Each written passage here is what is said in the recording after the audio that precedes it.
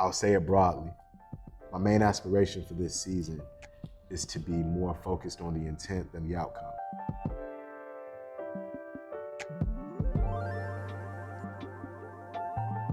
Welcome to Producer's Cut. I am Cindy Beasley, your host in this space, but many of you know me for being a media producer or even a business leader.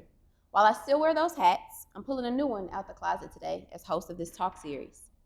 Producer's Cut is a thoughtfully curated space for me to sit down in vulnerable conversation with inspirational people I've met along my production journey. We'll share the stories that our work may not always depict and open up about the lessons life has taught us along the way, both on set and when all of the cameras stop rolling. Here at this table, I'll be digging deeper into the human behind the credits, opposed to the accolades themselves. My guest today is special. He's an award-winning journalist, a compelling storyteller, a creative wordsmith.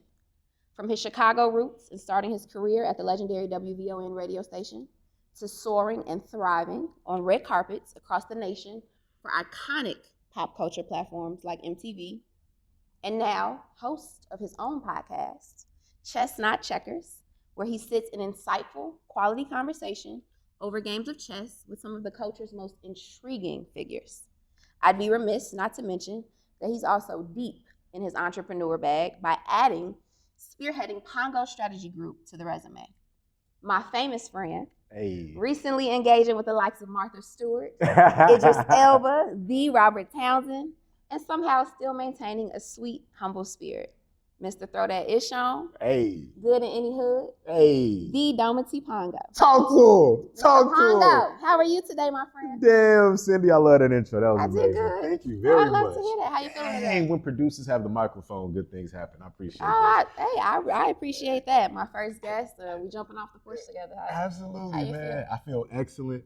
I feel great, man. I'm honored to have you here. Thank you for having me. Listen, it makes me think back to just the start of it all, like meeting you in the industry before the locks. Oh yeah. Before I was Blondie, like just two Southside kids. Yeah. I feel like I want to say you were a guest on a podcast that I was producing. Shout out to Diamond. I think you were Diamond's Dosage. Oh, is that the first time I met you? I think so. That's way right, before right. COVID, maybe a few years before COVID. That was the same day I met Robert Rashard. Yeah, I think we got a group photo, so I'm gonna make sure we get that in there. We got a group photo of Robert Rashard.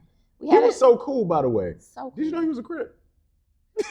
I learned that day. Did you know Robert Rashard became that day? Yeah, fun fact. I think him and Chris Brown blow my mind the most. Yeah. I think people don't talk about enough is Chris Brown's diss to Quavo.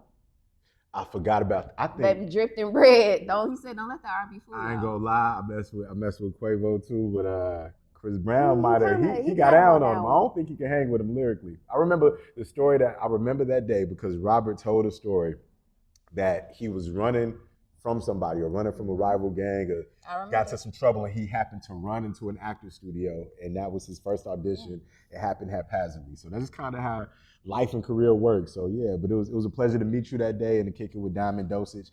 And from there, I got to see you from afar produce some of my favorite people, whether it was Robert Robinson's show, whether it was live events like what you did with Troy before you became president of Creative Cypher. So it's been dope watching your journey as well. Bio. Oh, absolutely, Listen, man. This is about you today, but I do appreciate that. And No I doubt. think after that, I remember coming to the True Life Crime premiere. You did come. Yes, Dang, I remember where I was the I Can Collective. Absolutely. That was my sister's company. I remember. Yeah, I remember. that was my sister's So that was company. dope. And just seeing what you did for the city, what you did for Kanika Jenkins' story. For me personally, it was so eerie because I think I had just stayed at the hotel. I did like a little staycation by myself, maybe like 4 days before that happened. And I'm like, yo, in the same hotel, so just seeing you tell the story, seeing you still honor her family's just side of things, but do true investigative journalism, and then to come together in a room full of who's who in our city, supporting this brother, doing this on MTV. Memories like that, they don't go away. That's real. What's interesting about that? You talked about what happens behind the camera. That meet and greet almost didn't come together. Well, not meet and greet, but screening, so to speak. I felt like it was so important to have a space to collectively unpack and talk about that story because I knew it would be something that was not only raw and personal for, obviously the people involved and for Kanika's loved ones, people who actually knew her in real life before she passed. But the city got invested in it. We didn't trust what the police were saying had happened to her. So people in that room were activists. There were other peers and producers and TV folk like yourself, Carlson Timian, shout out to him, he hosted it. But I remember telling what I didn't know at the time. Sometimes when you're naive about the business, naivete can be a superpower because you don't know what you're not supposed to do. And that show, True Life Crime, wasn't like a priority at the time for the network, right? So there was no plan for there to be like a sponsored screening, so to speak. And I remember I was having a conversation with some folks on the marketing team, and I said, I want to do a screening for the show. And I was like, oh yeah, they thought I was just small talking. So I started making plans, and I remember an email thread, nobody was responding, and I started planning stuff. I started inviting press and started doing stuff, and somebody sent me a letter like, hey, what are you doing? Like, why are you speaking on behalf of MTV? I told you I was gonna do this. Yeah. What I didn't realize is, we're in an era of social media, and my social media presence at the time didn't reflect my real life impact. How many people love me in my hometown? How many people show up for me, and how important this case was, and how important it was for me to say, for those in the room that might not know me, you can trust me with this sensitive story. And so I started telling them, I'm going to throw in a premiere, I'm going to do this, I'm going to do that. And I think they didn't really understand what I was saying. And finally, they thought they was listening, but they weren't really understanding. Long story short, shout out to Teron Moore, which was at the time the head of MTV News, and he and a couple of members of the team, Lauren Nowell and a couple others, they ended up flying to Chicago for that screening. And I'm like, oh, we're gonna do it at my sister. I booked the space. I planned the whole thing. That wasn't MTV didn't put that together. That's why my sister Afinia, building ICANN Collective housed us. I picked Cal, handpicked to moderate it. Set up the whole joint, and that was my introduction even at the company to, oh, he comes from these spaces. He comes from community. Like that's why this isn't a TV thing. This is real community storytelling about a community that he's from. So, for you to be there, that's significant as well. But that's something I had to learn that, sometimes you go in these spaces, and it's interesting when you look at people's perception of a folks' journey. I think they may believe that companies or benefactors like set things up for people more than they do. A lot of people run their own campaign and really have to fight for these spaces. So that was a big win for me. I'm hearing a lot of, I had to take charge. I had to make my presence known. I didn't wait for permission. Where did that spirit come from? Desperation. Really? Yeah, at the time you're back against the wall, you ain't got no choice. You don't know. You're on autopilot. You know what I'm saying? The hesitation, for me, if I'm being honest, when I begin to hesitate or think, is usually in places of comfort. When you start to learn the system and how things go, you begin to respect the systems too much. You start to ask for things, right? If instead of just taking them. So when you I came from WVON, man. We had to, if you wanted to do a story, that job was a breeding ground for entrepreneurship, in that there weren't enough resources for someone to dispatch you to go do a story. Yeah. You would go and tell the program director, or tell the big boss Melody, I want to do X, Y, Z. And you're empowered to go do it. If you want to do it. And if it's good, we'll put it on the air. There was no. So I came with that energy. Yeah. You know what I'm saying? This is what I want to do. And somebody says, oh, we can't do that because we've got to talk to this department. They think that you're going to say, okay, I can't do it. I'll start an email thread with that department. Hey, I spoke to, hey, how you doing? I'm Dometi Pongo. I work over at MTV News. VP said that I needed to talk to you to do XYZ. And I didn't realize I was overstepping boundaries. I was so naive. I thought that's what the person was asking me to do. Now they were trying to send me off. Yeah. So it came from desperation. It came from wanting to win. It came from not knowing what I'm supposed to do. So I didn't know what I'm not supposed to do. So that's. But you saying not waiting, like not asking, it makes me think of something one of my friends always says, and shout out to her, she's in the room. The universe doesn't, she got it from Erykah Badu, the universe doesn't give you what you want, it gives you who you are. I think I got that right. Oh, that's hard. And like so that. In the moment, you have an idea of what you want, you're fighting for, you're taking the proper channels, you're talking to these people, they're not giving it to you. But who you were was a leader, even if you didn't know it yet. Who gangster. You were, you know what I mean? It was actually, that's what you was. You was gangster. You gangstered it. And I think for me personally, something you said that also sticks out to me is they were saying one thing, but they meant another. And I'm very big on say what you mean and mean what you say. And I think in the space, you took what was said to you The rest of it is not on you. You know what I mean? Like if they have to reap the repercussions of trying to send you off, that's on them because they should have said what they meant. It should have been, hey, Dometi, here's the reality, here's this. But it wasn't, right? And I'm thankful it wasn't because I've gotten to see your journey. I've gotten to see you take charge in that way and grow. And if I'm remembering the story correctly, you were only supposed to do that one episode.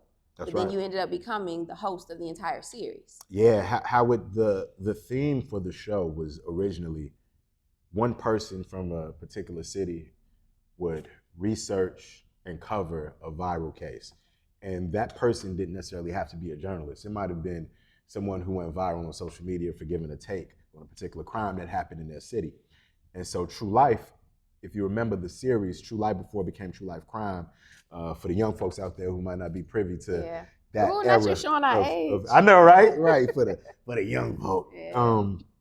True Life would go and tell stories of people who had true stories about their lives that were off the beaten path. True Life, I only eat green M&Ms. True Life, I'm 600 pounds. I'm trying to lose, whatever the story might be. And so it was, True Life, this happened in my community, and the theme was crime. But there were elements of the show that I did naturally that they began to recreate with another talented creator when they were doing her episode. But I had put so much of my DNA in it. This is my interpretation. I put so much of my DNA in it. Yeah, no doubt. That when you try to TV is a format that you attempt to replicate. So when they tried to replicate it for other episodes, I think some of that zhuzh, they wanted to recapture that, and they said, let's keep rolling out with them for the rest of them. So it was the woman who helped me out with it. She actually passed away several years ago, but it was a woman in development who came up with the concept and then switched it on his head. And so if you look at episode 2 of True Life Crime, tell the story about Junior in the Bronx, and I do that with a comedian actually named Sasha Mercy, who is also an activist in her own right, a Latina activist. And then did another episode where I connected with a journalist so I connect with other journalists who tell them stories about their city and use them to kind of help me, bring me up to speed on what's happening and how can I build on the reporting that you've already done. That communal impact. How do you, how important would you say it is to get, because I'm hearing collaboration, but I'm hearing intentional collaboration with people that are most familiar with the space. Like you may know your stuff, but I'm hearing I don't know everything or I can't relate in this space. So I'm going to collaborate. I'm going to pull someone in who does. How important is that type of collaboration to you, not just with that project, but just in the work that you do in your life in general? Well, that comes from Chicago. We're one of those cities where in social circles, people call it cliquish in Chicago, but it really is a vetting that happens, right? I trust you and I know you because you're connected to this person. So you must be from good crop. So when I go into another city, I come with that same respect and that same mentality. I don't get to just pop in and parachute in because I got a MTV logo on my mic flag. Yeah.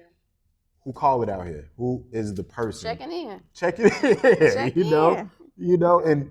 And to that point too, there's some, I think check-in culture has been reduced to gang culture, right? Yeah. So somebody's coming in to check in and pay dues. What it actually is if I'm going to California and I have a friend there, that friend is supposed to tell me where the good restaurants are at, where the good spots are at. If they have a favorite bar where they know the bartender, they're gonna physically take me there and make sure I get my drink made properly. So when I come in, I check in. Who is the journalist that has been working on this story and doing the best they can with it? How can I help? I'm not here to parachute in and think I know it all. Exactly. So there's a humility that comes. So that intentional communal approach to it's not even a choice. If you want to tell a good story, you have to talk to people who've already been telling it. Even with the Kanika Jenkins story, we connected with Zach TV because Zach TV had already, rest in peace, Zach TV. Yeah, he had already been working on it. You know what I'm saying? So we had to check in, tap in with him and say, yo, who did you interview? Who did you talk to? How can we help?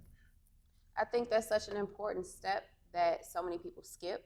And I wonder if it's a fear of being, outshined or, you know what I mean? But to your point, and you mentioned the word humility, what keeps you grounded? How do you make, listen, you heard the intro. We could pop shit all night about how famous my friend is. Oh, we can cuss on this show? Yeah, come on, why not? We grown. So, but in all seriousness, what keeps you humble? What keeps you grounded in order to not just know to do that in professional settings, but in real life in general?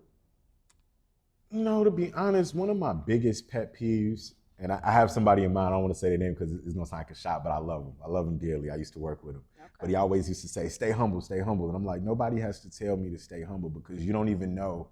Like, as you talk about the accolades, I have a vision for myself that's so far beyond anything that I've achieved. In my eyes, I'm grateful for who I am, but I'm late. I'm behind. I got other things to do. So the humility is the sober reality that I'm only tasted a piece of what God has for me. So how can I be cocky when I know what I have I wouldn't have without God? Absolutely. And where I'm going, I'm not even close to where God has me. What are you cocky about? You're a baby. Like, our life is like this in the big scheme of it all. The world, the universe, mankind. What is there to be cocky about? You ain't did nothing yet. I mean, arguably so. Yeah. I ain't did shit but yet. I understand because I think the purpose is bigger than ourselves, right? Mm-hmm. Like, we have to, I don't know, I can speak for myself. When I think about, one quote that I live by is, leadership is a service. Mm-hmm. So it doesn't matter how many president titles I got, how many producer credits I get. Like, I'm here to serve, whether it's the audience, the point of the project, the talent, like whoever. I'm not here to gain the notoriety and all of that. Like, that comes after the fact. That come on the back end. You know what I mean? But how am I doing something that is purposeful? How am I doing something that shifts time and culture and the way that people are thinking? And it's I think it was a term used in one of your interviews. It was funny because I had a variation of it that I can't remember, but edutain. Mm-hmm. And I think it's so important that we think about things in that way because we do have to entertain people in order to engage them, right? Especially in today's society. I mean, everything's so fast. It's Reels, it's TikToks, it's all of this. But what are you learning from it? What are you gaining? I was, having a conversation with someone and we're talking about the idea of being distracted. Mm-hmm. You know what I mean? Like, we got to lock in. Like, you know what I mean? Life is happening and it's bigger than us. But going back to your question, if we can curse on the show, you interviewed the Robert Townsend. Yes. And I thought it was so interesting. Uh-huh. And you called it out too. So I knew I wasn't making it up in my head because you called it out at the end of the interview and you go, damn, you got me cussing on this camera. Mm-hmm. I thought it was so interesting that you cursed in that interview, but interesting in the best way. Because for me, and I'm getting somewhere with this, but I'm with you. It highlighted to me a few things. Your confidence. Mm. And I think that is a factor that so many people in our space pretend to have, but don't truly have. Because the average person sitting across from a legend like Robert Townsend is they're gonna sit up straight and be all buckled up. But I think it also highlights the fact that he respects you.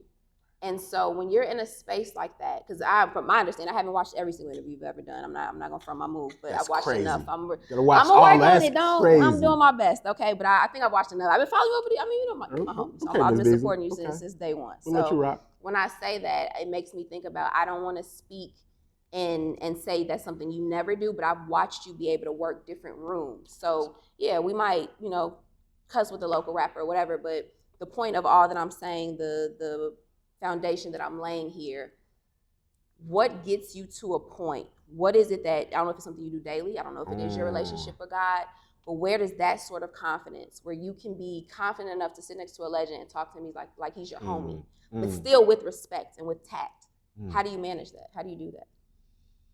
I wish I had a prescriptive answer. It's interesting being on the other side of an interview. Hearing about it, yeah. Because there are two, to be transparent, there are two brains that go. I could say something fly. There's like there was a practice or something like that I do, or a way to like build one's confidence. There's actually a social media page that I like where you ask people, "How did you get so confident?" And I've seen that. Yeah, I like and that I see too. some really interesting answers. Yeah. But what you often find is you intrinsically do what feels natural to you, and a lot of successful people do this. They do a lot of things naturally, and then they go back when it's time to write their memoir, reverse engineer. How did I do this? Mm-hmm. I haven't done the work to reverse engineer where that confidence necessarily comes from. Okay. I just know that if I'm comfortable, my guests will be comfortable. And I look at body language. If we started the interview, and actually Robert Townsend had a little bit of a cold when he came in, and he asked for some tea, drank some tea, and he was and he knows the camera, he's a veteran. Absolutely. So I saw when he turned it on. And then I saw throughout the conversation when his eyes relaxed, when I started talking about certain things, when he talked, how his eyes lit up when he talked about the West Side of Chicago. And I was like, Well, it's a brother from the crib. He an OG, but it's a dude from the crib. Unapologetically, I love that. Absolutely. And I actually forgot that he and I met before. Both of us forgot. Okay. We met back in the day when I was a news anchor on WVON, and he was like, he told me, he was like, you a bad man. You a bad, because I was in the newsroom and he couldn't see me, but my voice was booming, and I used to speak on the air with a slightly different voice when I was doing the news. That too. Keep going. Yeah, and I think he thought that I was gonna look different. Somebody else at the time was, I thought you was about to be a 6'2" bald man in your 50s. Like, you know. But he was like, you a bad man. And so I think our spirits knew that we were familiar because he felt familiar as somebody from the crib. So that confidence, you know, that when I curse and I use different language too, I use it sparingly and strategically. Absolutely. When I interview Lil Durk, first time I interviewed Durk in 2019 on MTV, I relaxed my news diction a little bit. I used my accent more, like from the crib. And so much so that my PA at the time, shout out to Louisa Lane, she could not transcribe. We used to physically transcribe the interview before AI. And she said, what are you saying? Yeah. And he said, I got a new song out called Riots. And she was like, his song Rides? I was like, no, it's called Riots. You know, but like it's modulating, going from here. But then if I talk to, you know, an artist like Phoebe Bridgers, it's not that I'm code switching to fit in with her. She might not literally understand what I'm saying if I use certain language. So I'm gonna open my mouth a little more, pause and enunciate to really get that out there. So I don't know. Really long way of saying, where does that confidence come from? I have no idea. It's just a desire to make the person across from me as comfortable as possible. I think it comes from observation. It comes from setting aside ego and just getting in the field. That's true. That's true. You know what I mean? You're paying attention. You're reading the room. You are centering your guests, not yourself. And adrenaline takes over too. You just want to do a good job. I think my first red carpet, I've always been like this. Before I perform, I'm kind of thinking about what I'm going to do, and that's where the nerves come from. Okay. But the minute you're on stage, you in it. It's like a fight. Like literally, if you been in a fist fight before, you don't have time to think. Well, I'm not a professional boxer. Maybe they do. But you don't have time to think and calculate and do all these different things. You are in it. You're adrenaline. You don't feel anything. It's not until afterwards. Sometimes I'll get done with an interview and be like, did Madonna just say, did that just happen? You know what I'm saying? Yeah, so. You locked in. I get it. I want to go back to you talking about the voice you used to use at WVON. Yes. And just talk to me about a moment in your career and kind of in your life too, where you realized, I don't have to be performative. It's actually better for me to be my authentic self and lean into my culture and into my accent, into all of the things. Because I've heard you even say things about, at one point you considered Americanizing your name. So what made you realize and lock in and look in that mirror like, actually, we're not doing that? That's a good question. I got to credit to some degree Perry Small on WVON with this. She's one of my mentors, and she was the midday host on 1690 AM. And she kind of hazed me when I first started. She said, we're not turning on his mic. Don't turn on your mic unless you're doing the news. While you're on the don't cross-talk with me. Don't. And she used to purposely say my name incorrectly. Going in traffic is Dometi Pongo. She used to say whatever. She used to do me bogus. And then one day, so if she was talking about something on the air, I would go in the control room and talk to Sonia Escobar and be like, yeah, but they didn't think about this, that. And we'd be debating the conversation that's happening on air in between the breaks. And then I go back in the newsroom. Went down debating the conversation, and Perry Small comes in and she overhears the debate and stuff. And mind you, I've been working there a few months before she let me talk on air. We go back on mic and she's like, Dometi, tell me what you were telling Sonia in the room the other day. So now she's got my name. She knew it from day one. I know. Now you know my name now. Yeah, and she said, tell me what you were saying in the other room. Well, now I'm on air talking, and I expressed it passionately. I had to bring that same passion to the air. I don't know how to do that in that voice that I manufactured, in my impersonation of a news anchor. So at that point, my first time talking on the air, something clicked. I can't go from, well, I didn't like what you said when you said boom, boom, boom, boom, boom, boom, and I make my point, and then traffic and weather coming next, and there's a whole different voice. So that's what got me out of what they call in broadcasting school the head voice. You know, the head voice is how we think we sound. And then even when you're reading scripts, there are different exercises I do to get out of sounding like I'm reading and to get into my actual voice. But Perry Small was one of the people I credit with helping me to find my voice in broadcasting. I love that. I love that. I want to shift gears a bit. Mm-hmm. We're talking about about your extensive resume, my friend. But you are also a son, a brother, an uncle, a friend, I'm sure a long list of things in your personal life. Yes, ma'am. How do you balance that? What is that? Because I mean, balance. What's that? Hey, you tell me. Never heard of her. Never you don't met her. Believe in work-life balance? I believe in it. It don't believe in me. Tell me more. Yeah, work-life balance. It's very hard. There was a book I read by Gary Keller called The One Thing. And I think that balance, when we think about balance, we think of a scale. Okay.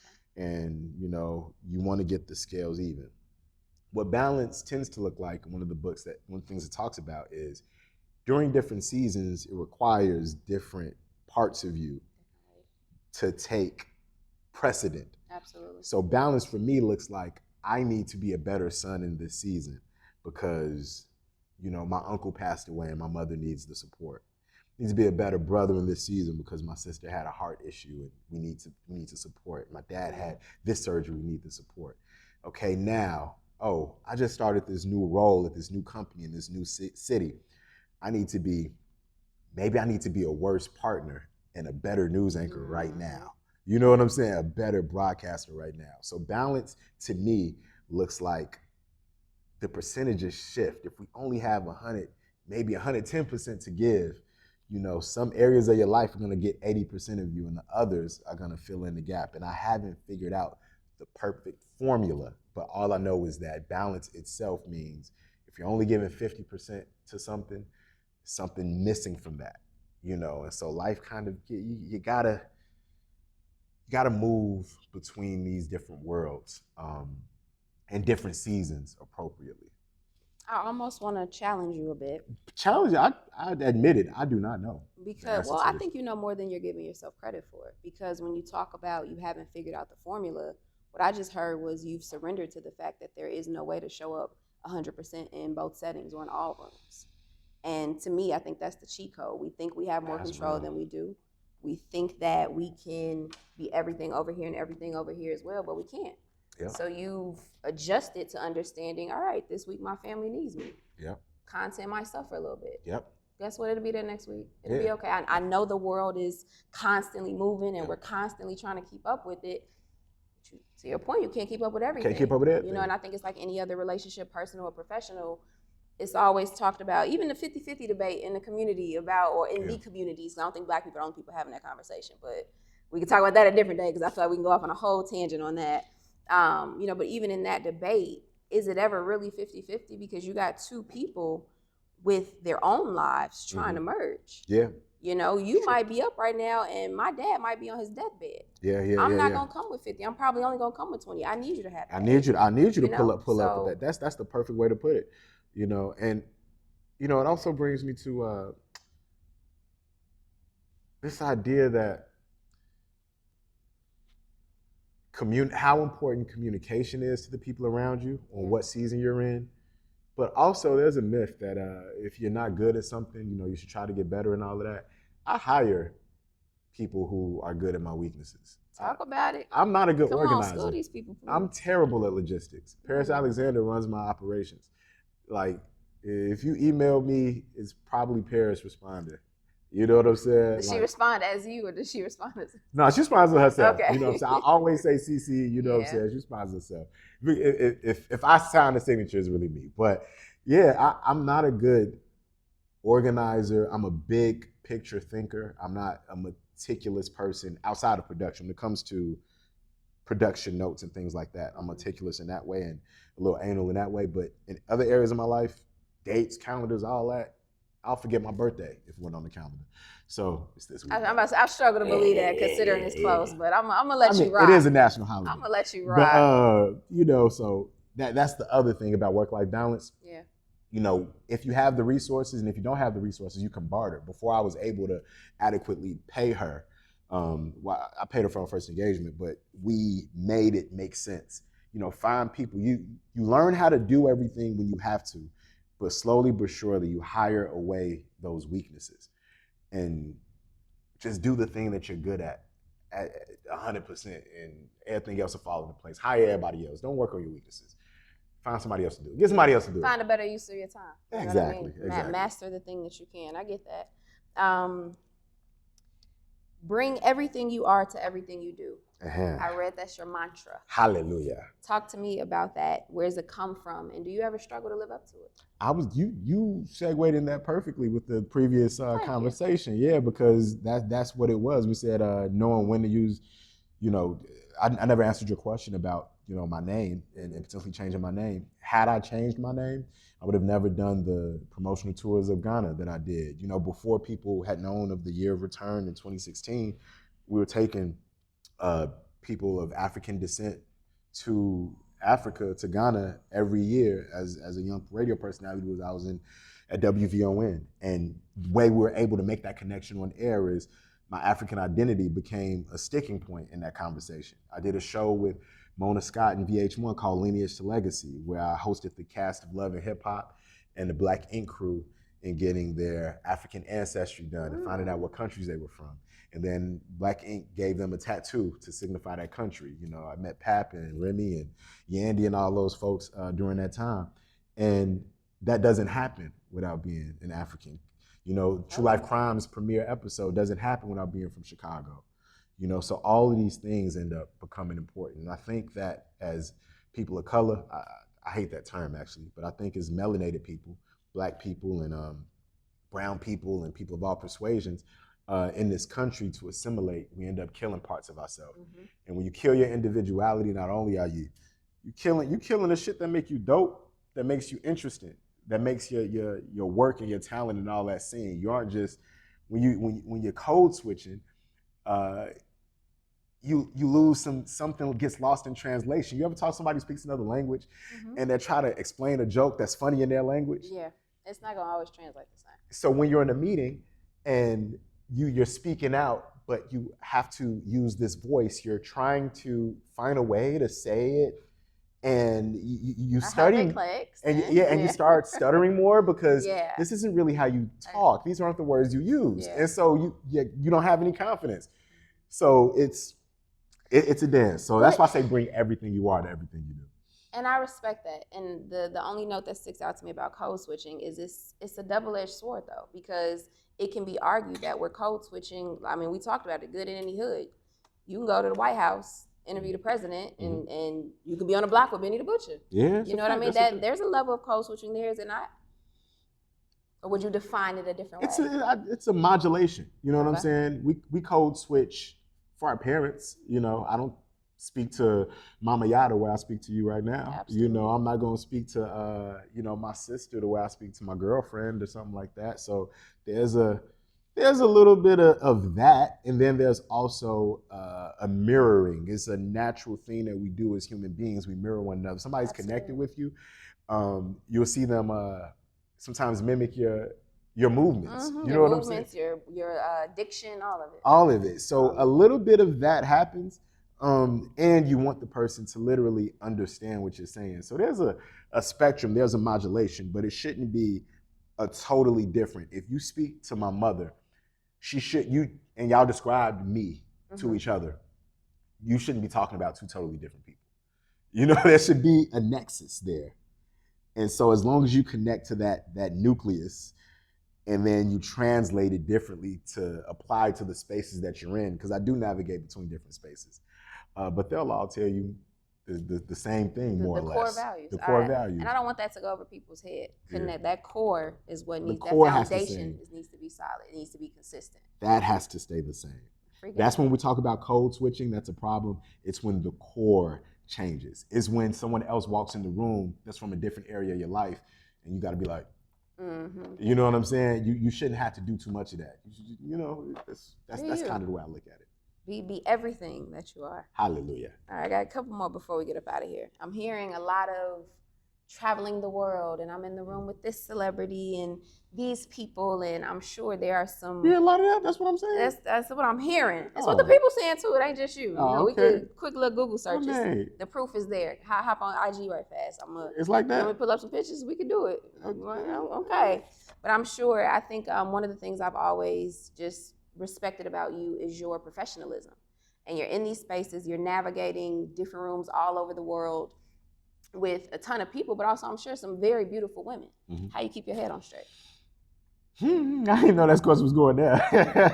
I like to throw a little curveball sometimes, you know? How do you handle the bitches? Literally, right? Not you cutting up. Nah, pardon me, I don't like using that word. Apologize. We get what you meant. It's the culture. But I don't know. I mean, you at work. See, here's the thing. When you're interviewing people and when you're on the red carpet and doing all these things, we're all in on the banter. We're all on stage, and we're aware that we're on stage. Problem is, I wouldn't even go say that.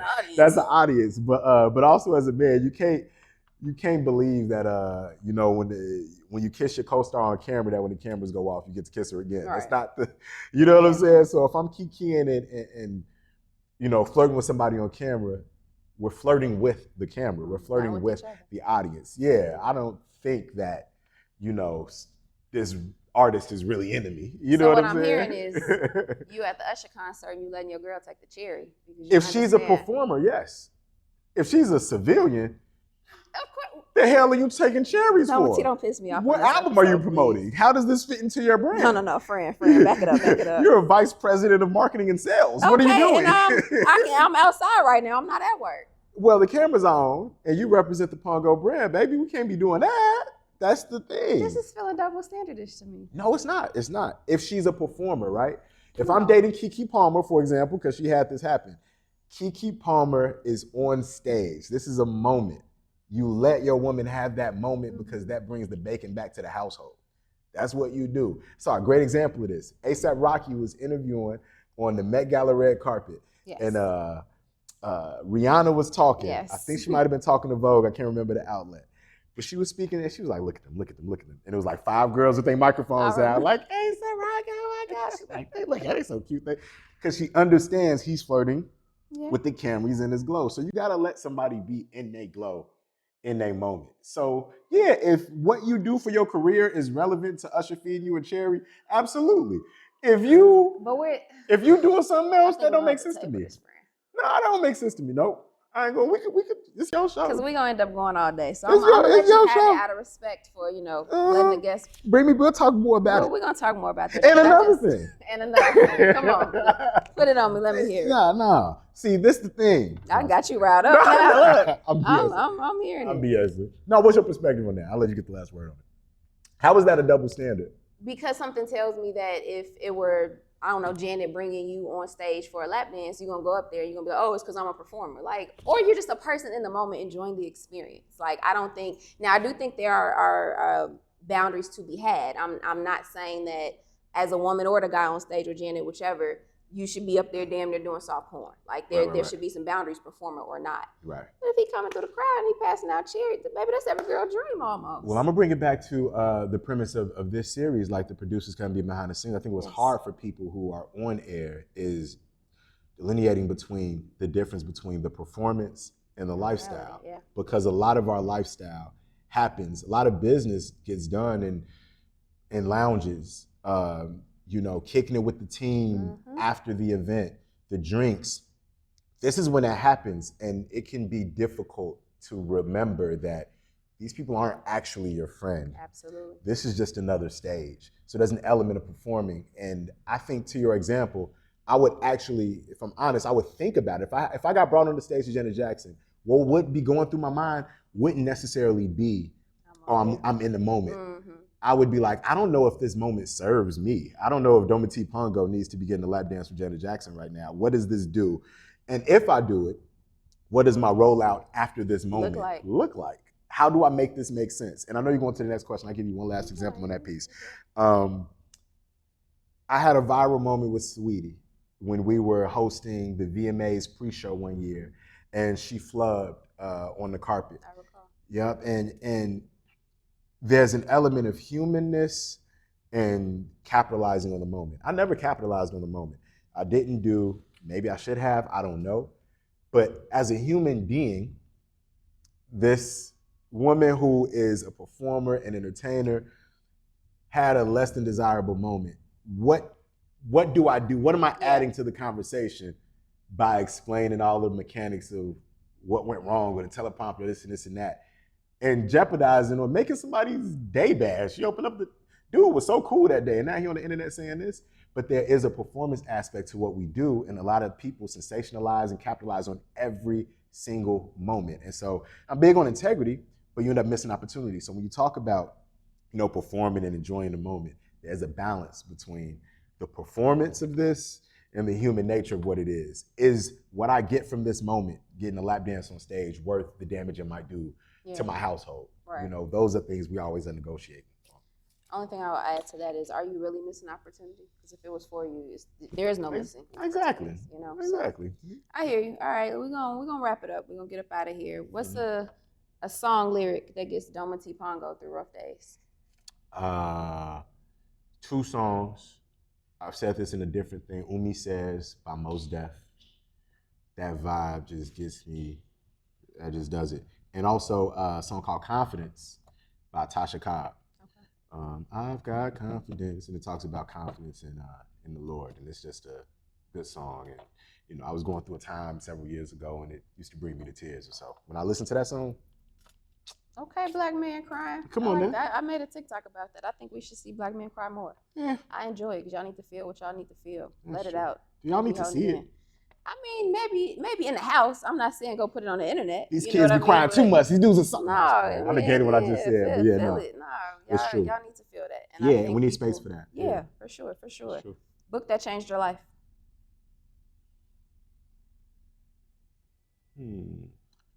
A lot of depends on which era of my life, because a lot of books had an impact on me. Obviously, I lived a lot of lives, for real. I got saved in 2009, so the Word would be it. That's when I really centered myself.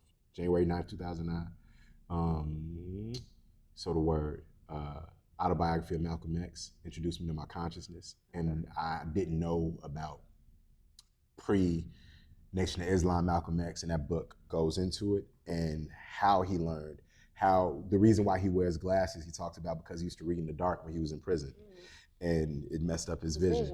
That was a big one for me. The Alchemist is a big one for me. I got that one on the bookshelf. Yeah, I love The Alchemist. I'm on my 4th reading now. I just started it again. I always kind of forget some elements of it, but I'll stop there. Those are the ones. I think those are good ones. We're gonna. You mentioned a birthday on the horizon. Hallelujah. Mentioned it's a holiday and we celebrate ourselves, but what are the goals and the aspirational themes that you have for this next trip around the sun?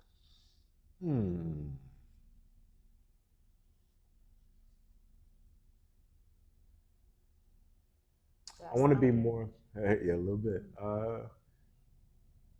Reason I pause too is because I don't recalibrate my milestones based on my birthday or the new year.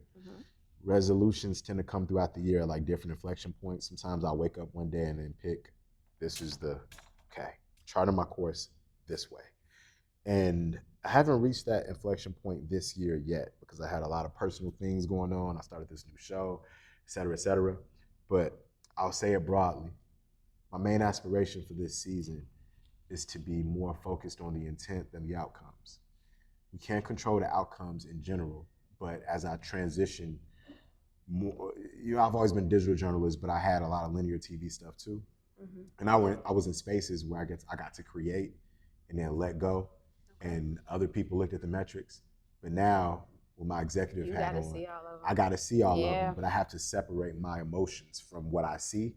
And also I have to separate my emotions. I don't think enough creators and founders really embrace that. Yes. We're in a news cycle ecosystem. I saw a journalist, this guy, Andre G. I don't know him personally, but I follow him on Twitter, we follow each other. But he tweeted something about how difficult it is as a writer to write about things that are outside of the news cycle. And it's not an indictment on your writing. if the whole culture is talking about X and you're writing about Z. Yeah. And so you got to separate your emotions from the analytics when you were just ahead of the cycle, or maybe you're behind the cycle because it took me a long time to process the Iceman album. So I might do my review tomorrow. Yeah. You know what I'm saying? Because if I did, a couple listens. Yeah, man dropped 3 albums and you got recaps up the next day. Clickbait. Stop it. You know, so it's I need to get on the intent, because if my intent is right, God is in the intent. And if God is in the intent, then God is with the outcome.